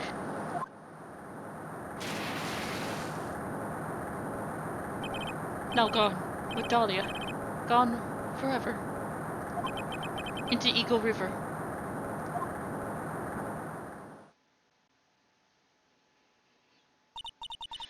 Disappeared with Dahlia, huh?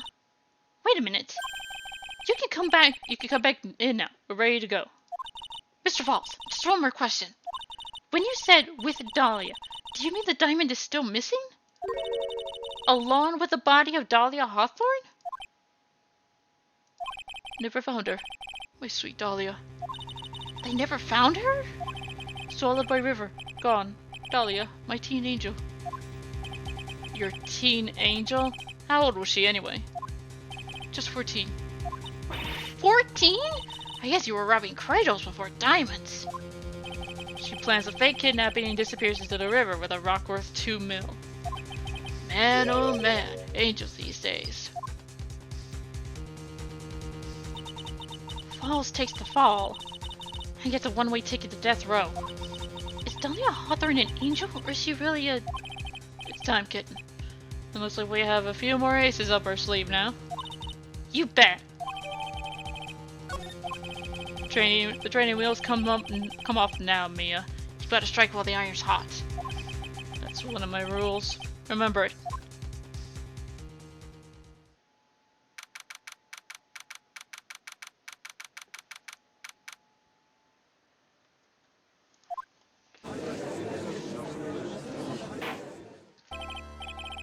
Now then, let's continue with the trial of Terry Falls. Witness, are you feeling better? Yes, Your Honor. I'll try my best. You're a brave young lady. Not this again. I can understand a defense lawyer wanting to get her client off the hook. However, to try and pin the crime on an innocent student is... What are you talking about? My witness is not the person on trial here. She's an innocent bystander who witnessed a violent crime. That's all. What possible reason for it would a girl like this have for murdering a policewoman? It's certainly hard to imagine this woman as a murderer. Her motive, huh? I figured that's what I had to establish next. Well, Miss Faye, do you have any evidence of a motive? Yes, of course. I think. You're still acting as tame as a kitten. Mr. Armando? Listen, a lawyer is someone who smiles no matter how bad it gets. Smiling on the outside while your guts are twisted in knots is the mark of a pro. Maybe so, but I wish you would quit grinning at me like that. Excuse me. May I speak, Mr. Judge? Of course.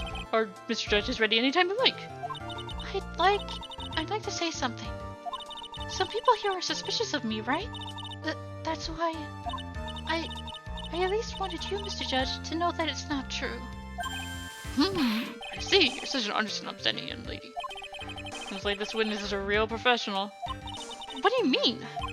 Look at that 100-watt smile. Just when things are darkest for her, click, she lights right up. Very well then. Let's hear what the witness has to say.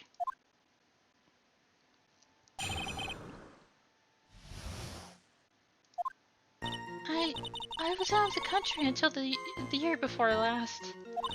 Until I entered college, I had never even been to Eagle Mountain before. And I certainly don't have any reason for wanting to hurt a police officer.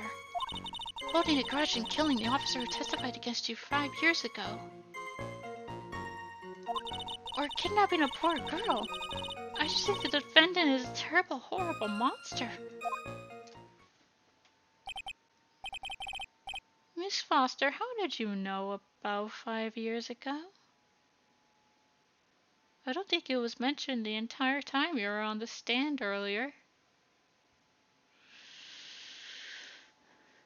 Oh boy. Out of the country, huh? Precisely. Furthermore, she has no possible motive for committing murder. Indeed. You're up to bat, kitten. Sharpen those claws and put on your best smile. You bet. Somehow, I have to tie her to this case. Not as easy as it sounds. Actually, it doesn't even sound that easy. So, what country were you living in then? We were all living abroad, but after my parents were killed... It was a brutal civil war. She had to try and make her way back home alone. I lost everything. I didn't even have any personal identification. What kind of sob story is this? What do I do? Should I press her for details? Always. Witness, answer my question. I'll even repeat it for you. What country were you in? Objection! Your Honor, this line of questioning is childish. What country she was in and how many languages she may speak are irrelevant here. What we're here to evaluate is whether the witness has any connection to the case.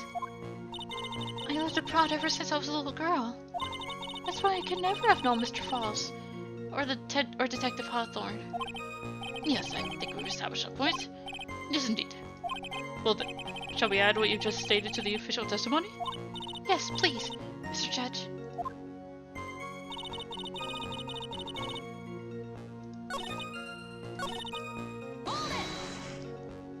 You didn't know either person. Are you certain of that? Yes. I'm afraid I'm rather shy around people. Oh well, that can't be helped. Why is he just agreeing with everything that comes out of her mouth? The first time you saw either of them was when they were on the bridge, correct? Yes. It really was a coincidence. So what made you decide to go to Eagle Mountain anyway? I just love being outdoors. Picnics, hiking, you know, that sort of stuff. In the rain. You don't look like much of a hiker to me, but you do look like a digger of sorts. But Eagle Mountain is a 2-hour drive from here, and no trains run through there. There are plenty of mountains that are closer and easier to get to. Well, I went there once with the college hiking club. I fell in love with its stark, desolate beauty and its cold yet romantic gloominess. Didn't know you were such a goth. By the way, what's the name of your college? Objection! The prosecution objects to any questions that involve the witness's private life. All that matters is that she is a material witness to a crime. The witness doesn't need to respond to questions that are clearly malicious in intent. Thank you. She's really gone too far. Miss Faye, you're treading on thin ice here. Hardly said anything. Talk about sensitive.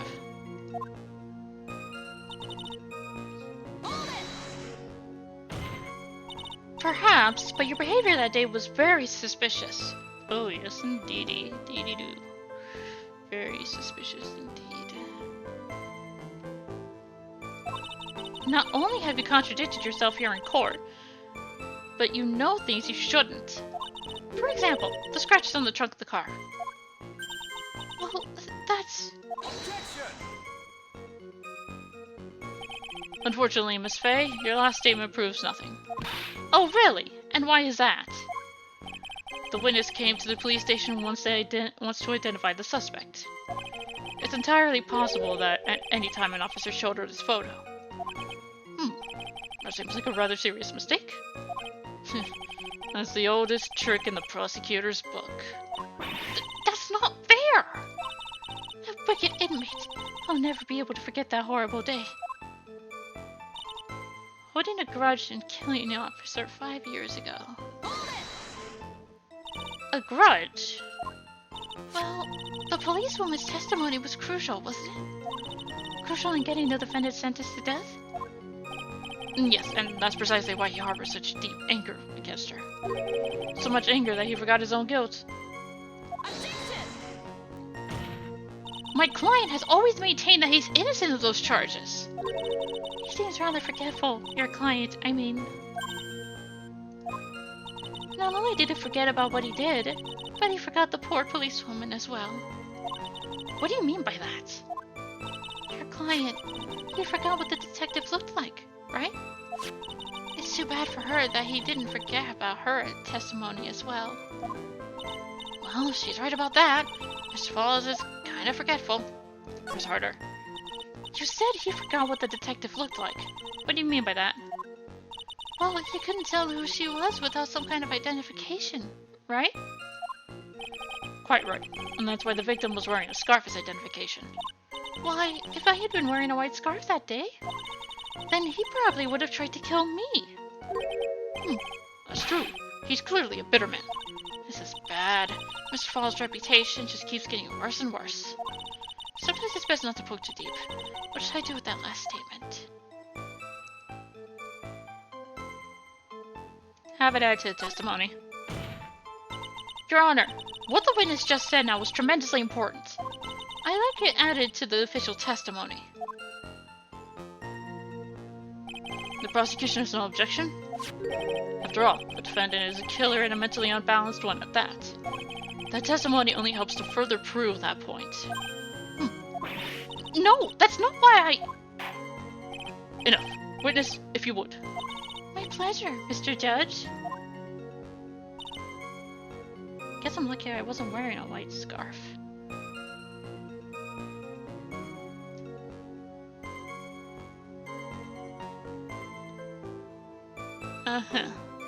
Weren't.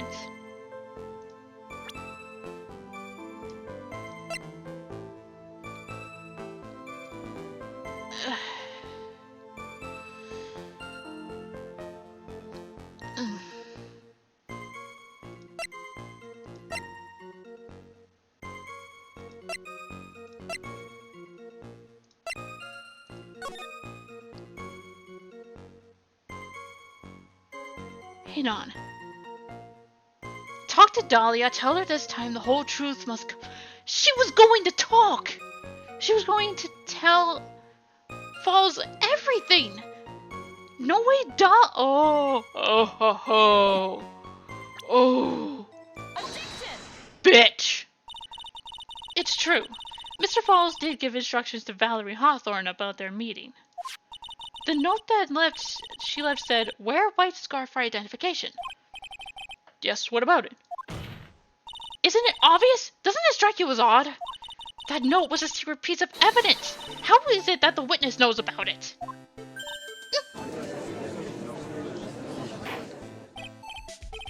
Order. This is odd, isn't it? Well, Mr. Edgeworth, did you show the top secret evidence to the witness? Your Honor, I certainly never gave anyone permission to do such a thing. In that case, the only way the witness could know about the note would be... Just a moment. Of course I didn't know about the note. It's just... I saw it when it happened, with my own eyes. When the victim went to see the killer, she used her own scarf to signal him. That's why I assumed that the signal was a white scarf. I suppose that makes sense. Come on, Mia, you can't let your weasel out of it that easily. Witness! Sorry, but your explanation isn't going to work here. But why? It's true. That's what I saw. Impossible. There's no way you could have seen the victim use a white scarf to signal him. Because the scarf isn't white. You said several times in your testimony that the victim was wearing a scarf. A white scarf, correct? Yes? Is something wrong? That's what I'd like to know. Miss Foster, have a look at this. It's the victim's scarf. I'm sure people would disagree about what to call this color.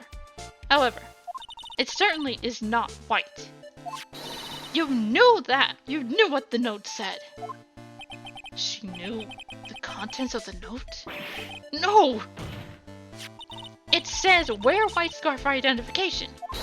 That's the reason why you said it was white. Well, Miss Foster?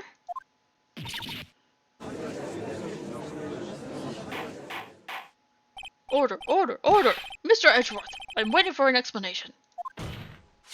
I'm quite sure this note wasn't leaked to the public. And yet, this witness knew exactly what the note said. At the time of the murder, the number of people that knew were quite limited. Terry Falls is one. The person who wrote the note, Valerie Hawthorne, is another. And finally, one more person. Did you say one more person? That's right, a person that no one would have suspected. Have you figured it out, kitten? Yep! The third person that knew the contents of the note was... her. Which is her. That person is Dahlia Hawthorne. Dahlia Hawthorne? I've never heard that name before. Look at the victim's notes. This is what it says. Talk to Dahlia. Tell her this time. There's her name right there. What's this? So who is this person? This Dahlia Hawthorne? Miss Ray must be desperate. She's trying to bring the dead back to life. Dead? Dahlia Hawthorne was the victim's deceased younger sister. She was killed in a crime 5 years ago. Killed in a crime? You don't mean... Yes, she was kidnapped and killed by Terry Falls.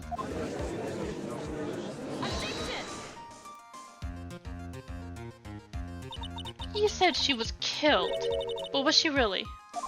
What are you implying? Of course, people thought she had died 5 years ago, when she fell off the dusky bridge and was lost in Eagle River.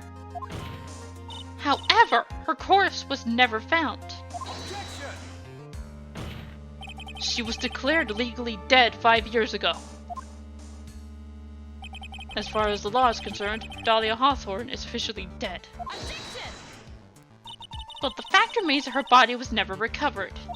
Dahlia Hawthorne was 14 years old 5 years ago. If she were still alive, she would be 19 now.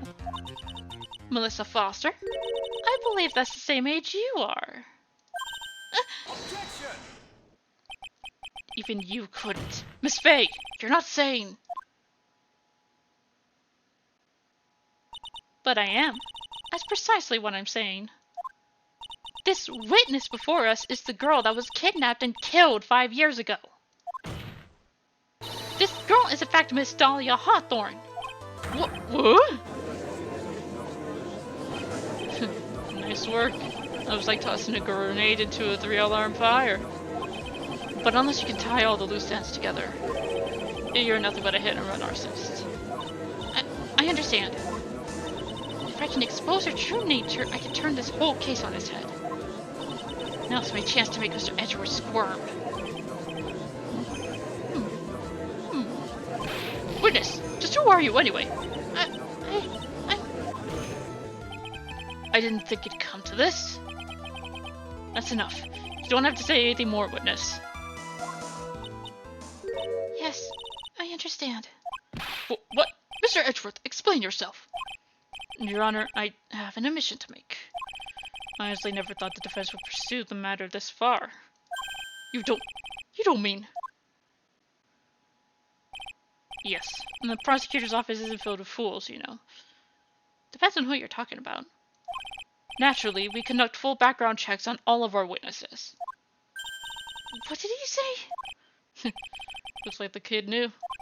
He knew her true identity from the get-go. No way! But then why? If he hadn't revealed her secret, he wasn't going to say anything about it. All he wanted was her testimony, so he made a little trade. Let me introduce you to... the victim's younger sister, Miss Dahlia Hawthorne. But Oh, she died 5 years ago. We thought so as well. But, well, as you can see. Why? Why did she hide her identity for 5 years? That has nothing to do with the current case. She was merely an accidental witness to a crime. Accidental? I don't believe that for a minute. For the last 5 years, she's been playing the role of a victim. And now we find her acting suspiciously at the scene of another murder. Really, Miss Faye, I must say your strategy here is painfully obvious. You're trying to pin your client's crime on an innocent witness in order to win. At any cost. How dare you! Please, let us take a moment to think. 5 years ago, this girl was kidnapped and nearly killed. But even worse than that, 5 years later, Dahlia Hawthorne lost something much more precious, her big sister. Miss Faye must be insane to even suggest that she murdered her. What? I'm inclined to agree with the prosecutor's logic. Miss Faye, do you have any evidence to back up your assertion? What possible reason could this witness have for killing her beloved sister? Well, you see, I thought I was winning, but somehow he's turned it around on me. I think you need a little push in the right direction, kitten. The defense is prepared to present evidence supporting our claim.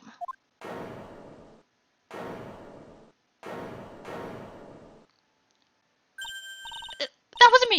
It was this guy! This crazy coffee addict! I think we've heard enough empty threats from you, old man. What makes you think they're empty, boy? Because your protege looks like she's sweating bullets. I am sweating bullets. You think you're in a tough spot, huh? Of course! Aren't I? No. You've just arrived at the moment of truth. That's all.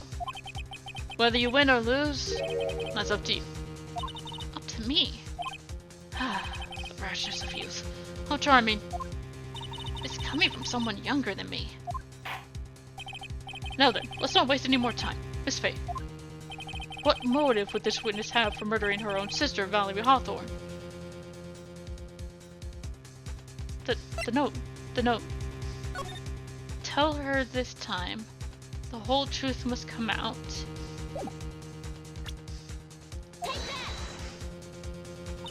The story starts after Terry Falls escaped. He called Valerie and told her he wanted to meet. This is the note she left. It says, talk to Dahlia. Tell her this time that the whole truth must come out.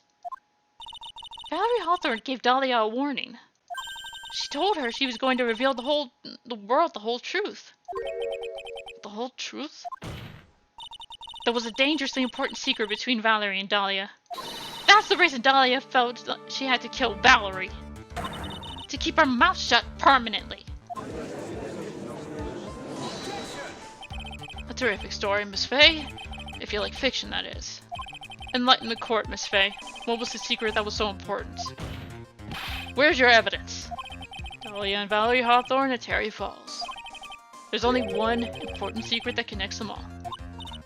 Yeah, I know the secret. Your Honor, the defense would like to request further testimony. What testimony? Regarding the kidnapping 5 years ago. We believe it will explain a lot of things.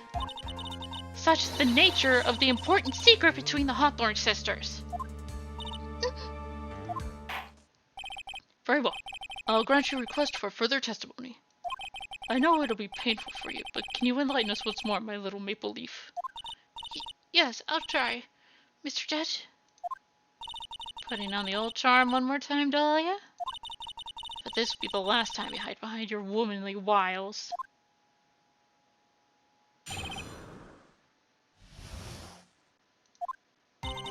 "5 years ago, I was kidnapped by Mr. Falls. The ransom price was a raw diamond. My sister, Valerie, brought it to the bridge. After she made the exchange, she shot Mr. Falls in the arm.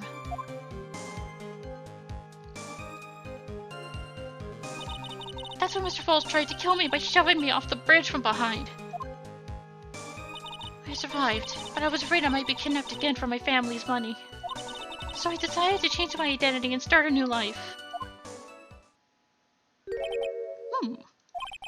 Kidnapping left her emotionally scarred.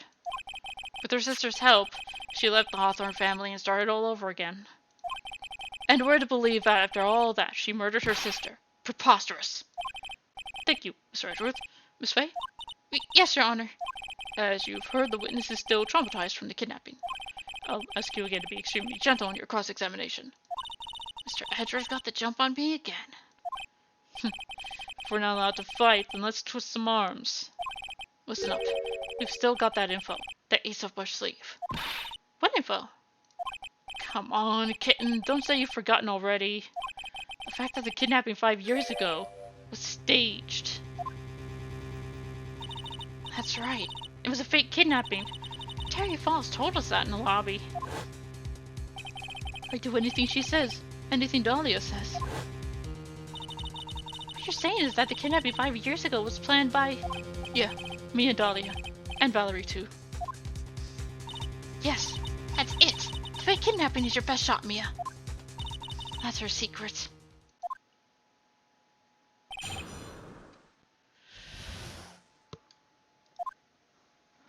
Whoo!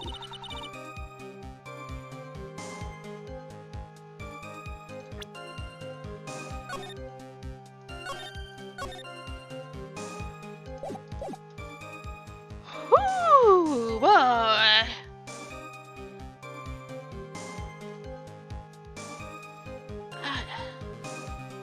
I hate to do a cliffhanger episode, but I think I'm gonna end it here.